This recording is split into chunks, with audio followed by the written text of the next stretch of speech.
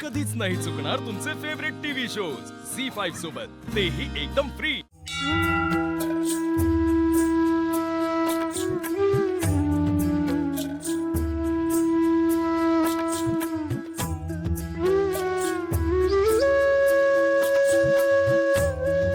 देवी आई, खरं तर काल लीलाला त्या वेशामध्ये बघून मला धडपडच आलं होतं। खरंच मला वाटलं झालं आता अभिराम परत लीलाला शिक्षा करतोय, पण आई घडलं उलटच का। लीलाला एकटं वाटू नये म्हणून तो देखील तसेच गमतीशीर कपडे घालून आला, तिच्यासोबत नाचला। मला तर अजूनही काही खरं वाटत नाही, सगळं स्वप्नवत वाटतंय।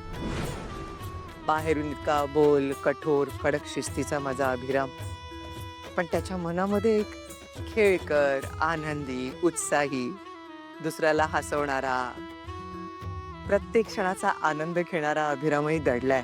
सो लीलामुळे आता बाहेर येतोय। ज्या अर्थी तो लीलासाठी एवढा बदलतोय, त्या अर्थी माझी खात्री आहे तो नक्कीच लीलाच्या प्रेमात पडलाय। मी बरोबर बोलतेय ना आई? कारण आईच्या नजरेतून मुलामध्ये होणारे बदल कधीच सुटत नाहीत। तुझे खूप खूप आभार आहेत आई, तुझे खूप आभार। तुझ्यामुळे लीला माझ्या अभिरामच्या आयुष्यात आली। आता त्या दोघांचा संसार अगदी सुखाचा आणि प्रेमाचा होऊ दे, बस एवढीच इच्छा आहे। तुझे आशीर्वाद सतत त्यांच्या पाठीशी राहू देत आई।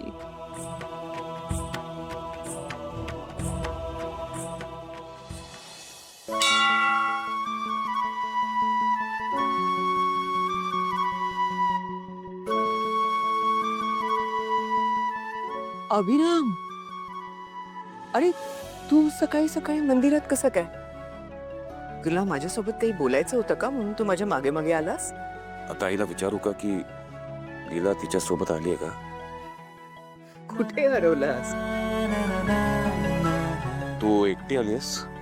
हो का? कोणाला सोबत आणायचं होतं का? नाही तसं नाही, आज सकाळपासून घरात ना तू दिसली ना लीला, म्हणून मी काय आता माझ्या लक्षात आलं, हे सगळं लीलासाठी चाललंय। हा आई तसं नाही, असंच आहे अभिराम, आई आहे मी तुझी। गेले काही दिवस तुझ्यामध्ये होणारे बदल मला दिसताय। कारण तू इतक्या सगळ्यांसमोर लीलाची बाजू घेतलीस, तिच्यासोबत डान्स केलास, आणि आता तिला शोधत शोधत मंदिरात आलायस। आणि तरी तुला कबूल करायचं नाही?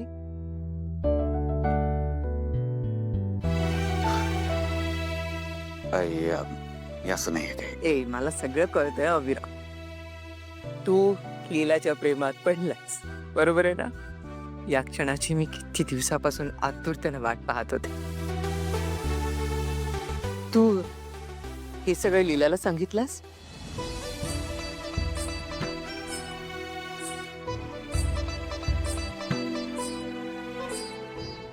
त्यात काय वेगळं सांगायचं? ऑलरेडी आमचं लग्न झालंय आई, तिला मी आवडतो आणि माझ्या मनात तिच्याबद्दल काही फिलिंग्स आहेत। असं नसतं अभिराम, लीलाची तुझ्याकडनं काही अपेक्षा असतील ना? हा, तू जर तिला सांगितलंच नाही तर तिला कसं कळणार? तेच तर करायचंय, तिच्यासाठी काहीतरी प्लॅन करून ठेवलंय। तिला स्पेशल फील करवायचंय मला, त्यासाठी मी आज पूर्ण दिवस प्लॅन केलाय। आणि आई, प्रेम व्यक्त करायची हीच माझी स्टाईल आहे।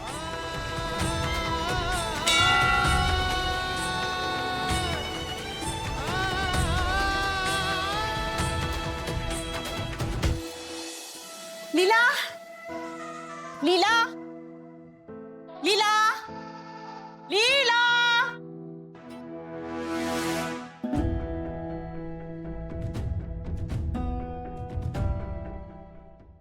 इथे मी माझ्या लीलाला हाक मारते, तर तुम्ही दोघे आलात समोर। तुम्ही एवढं ओढून ओढून अख्खं घर डोक्यावर घेतल्यानंतर आम्हाला ऐकू येणारच ना? ते जाऊ देत, मला सांगा त्या कुठे आहेत? ह्या, हो रेवतीच्या होणाऱ्या नणंदबाई. अहो, दुर्गा मॅडम हो बाई, तुम्ही आहात का? कशात बऱ्यात ना? एजे आहेत. एजे बाहेर गेलेत. आणि आजीही घरी नाहीयेत. म्हणजे तुमचं जर त्यांच्याकडे काही काम असेल तर तुम्ही नंतर या, कारण त्यांना यायला वेळ लागणार आहे. नाही, खरं तर ते दोघे घरी असते ना तर बरं झालं असतं. जरा महत्वाचं काम होतं ना माझं त्यांच्याकडे. पण हरकत नाही, या आहेत ना यशची बहीण. मग झालं, काम झालं. कशाबद्दल बोलताय तुम्ही?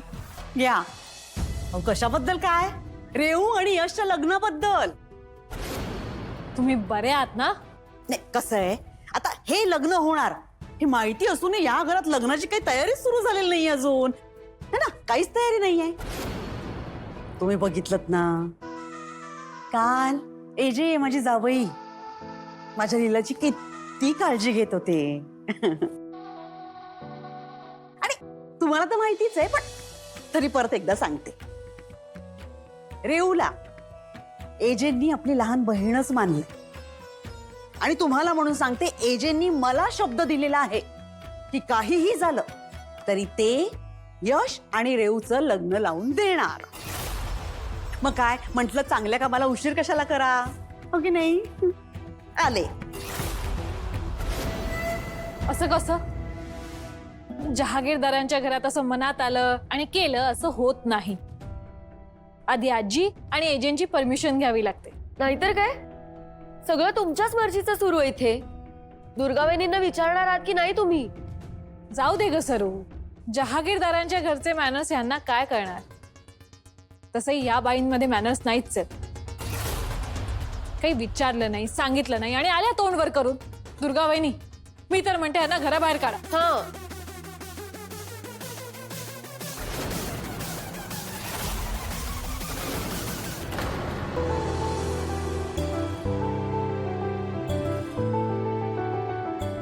काय झालं?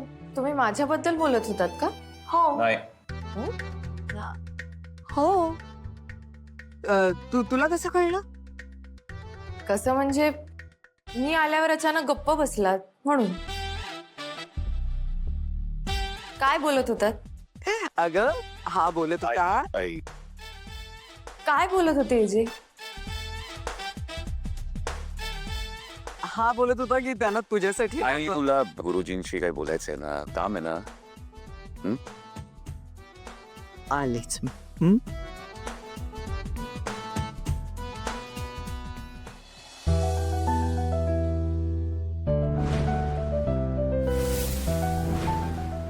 काय का असतेस? काल तुम्ही किती फिल्मी दिसत होतात ते आठवून हसते.